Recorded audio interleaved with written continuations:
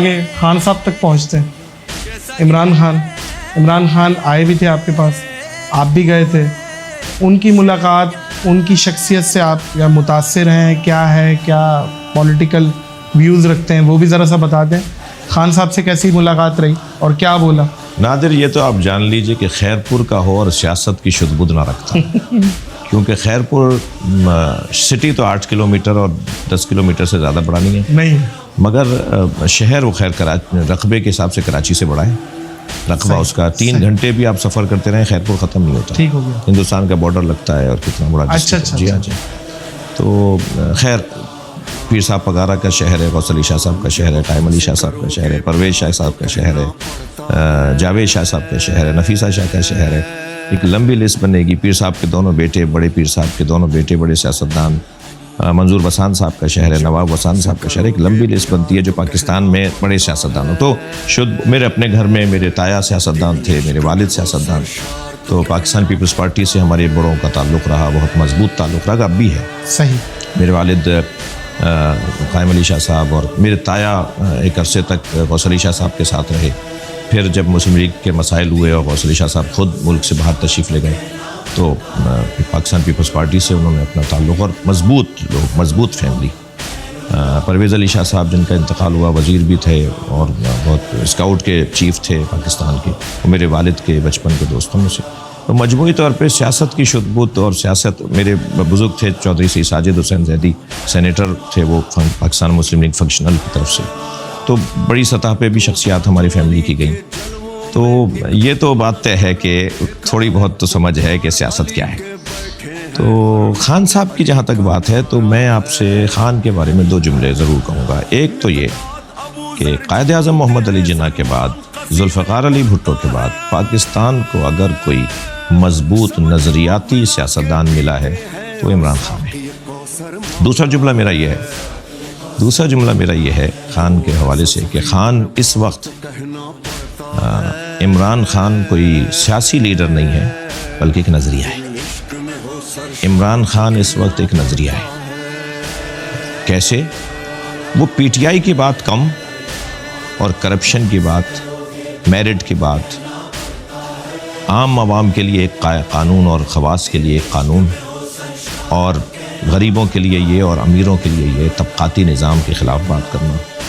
उसके अलावा जो मसाइल इस मुल्क के हैं और इस मुल्क के मसाइल को हल करने के हवाले से जो थ्योरी उनके पास है, जो नज़रिया और विज़न उनके पास है, वो औरों के पास भी होंगे। अच्छी चीज़ें हैं सबके पास, मगर खान जैसी बातें मुझे नज़र नहीं आती। सही। तो बहुत वाज़े है। इसका हरगिज़ ये मतलब नहीं है कि पीपल्स पार्टी के जो दोस्त आज का हमारा ये इंटरव्यू देखें वो नाराज़ ना हो जाए। हाँ, इसका ये हरगिज़ मतलब नहीं है कि ऐसा तासर न चला जाए पीपल्स पार्टी के दोस्तों को कि अल्लामा साहब को टिकट मिल चुका है शायद। मैं टिकट बांटने वालों में से हूँ। अच्छा, टिकट यानी मैं ये बात वाज़े रहे। मेरे ही अपने 2 मिसरे हैं, मैं तो थोड़ा बहुत शेर भी कह लेता हूँ। तो मेरे ही अपने 2 मिसरे हैं कि सुरमए तूर लगा दीदाए तर पैदा कर, शौक़ दीदार अगर है तो नज़र पैदा कर, ज़ीने मिंबरे शब्बीर से बढ़कर क्या है, मिल गया तुझको शरफ़ इस पे नशर पैदा कर। मैं जिस कुर्सी पे बैठी, मैंने खान से भी कहा, मैंने कहा ये हरगिज़ ज़हन में न लाइएगा कि मैं कोई चीज़ आपसे ख्वाहिश ज़ाहिर करने आया हूँ। मैं जिस कुर्सी पे बैठता हूँ उससे ऊँची कुर्सी है ही नहीं। मैं मेंबर पे बैठता हूँ और मेंबर शबी है मेंबर मुस्तफ़ा सल्लल्लाहु अलैहि वसल्लम। हम जिस ऊंची कुर्सी बैठते हैं उससे ऊंची कुर्सी नहीं। तो हमें आपको ना, हमसे आपको सेनेटरशिप चाहिए ना कोई मेंबर। हाँ, हम फ़कीरों से दोस्ती कर लो, गुर सिखा देंगे बादशाही के।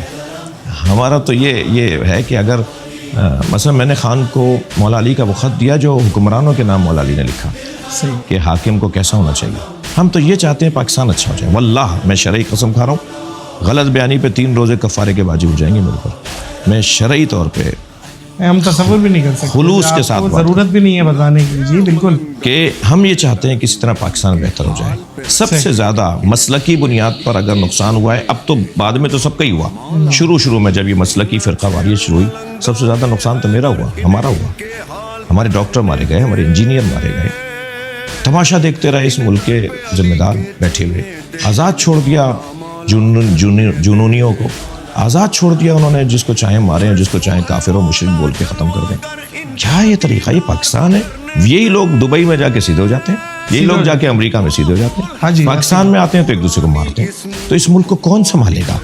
اس ملک کو اگر کوئی سنبھالنے کی بات کر رہا ہو اور میرٹ کی بات کر رہا ہو, اگر اہلیت اور قابلیت کی بات کر رہا ہو, تو ہمیں اچھا لگنا چاہیے, ہمیں اچھا لگنا چاہیے. تو میں آخری بات خان کے حوالے سے, ہم شیعہ عدل و انصاف کے منتظر ہیں. امام مہدی کا تصور ہمارے ہاں سب سے پہلا تصور توحید کا ہے, دوسرا بعثت مصطفیٰ صلی اللہ علیہ وسلم کا ہے, تیسرا ولایت علی بن ابی طالب کا ہے, چوتھا عزاداری امام حسین کا ہے, اور پانچواں تصور ہم شیعوں کا ہے مہدویت کا. یعنی اگر شیعوں کا نصاب زندگی جاننا چاہیں گے تو یہ 5 چیزیں, شیعہ خلاصہ ہوتا ہے ان 5 چیزوں میں. تو پانچواں ہے تصور مہدویت. تصور مہدویت کا مطلب یہ ہے کہ ہم انصاف کے منتظر ہیں, ہم عدل کے منتظر ہیں. ہم چاہتے ہیں پوری دنیا میں عدل و انصاف ہو جائے. تو ہم پوری دنیا میں تو چاہتے ہیں, پاکستان میں جو بات کر رہا ہوں ہم اس کا ساتھ دینے کو تیار نہیں. کم سے کم اس کی بات تو سنی جائے, اس کی گفتگو کو. طریقہ, روش, انداز, اسٹائل, کون انہیں لایا تھا, آج یہ انہی کے مخالف ہیں جو لائے تھے. تو بھائی ایسا ہوتا ہے, فرعون کی گود میں موسیٰ بھی پلتا ہے. ایسا بھی ممکن ہے, ایسا بھی ہو سکے کہ اگر سب کوئی لاتا تھا تو ان کو بھی کوئی لایا تھا. تو اگر بھائی دیکھیں کون ہے معصوم, تو انبیاء کرام. ہمارے عقیدے کے مطابق ائمہ اہل بیت معصوم. کتنے لوگ ہوں گے؟ میں اور آپ معصوم نہیں ہیں, پاکستانی شہری معصوم نہیں ہیں, یہ سیاستدان, یہ فوجی حضرات, یہ اداروں کے لوگ معصوم نہیں ہیں. جب معصوم نہیں ہیں تو پھر ان کی اگر کوئی خامی بتا رہا ہے, ان کی غلطیاں بتا رہا ہے, تو ناراض کیوں ہو رہے ہیں؟ انہیں اصلاح کرنی چاہیے. واہ واہ.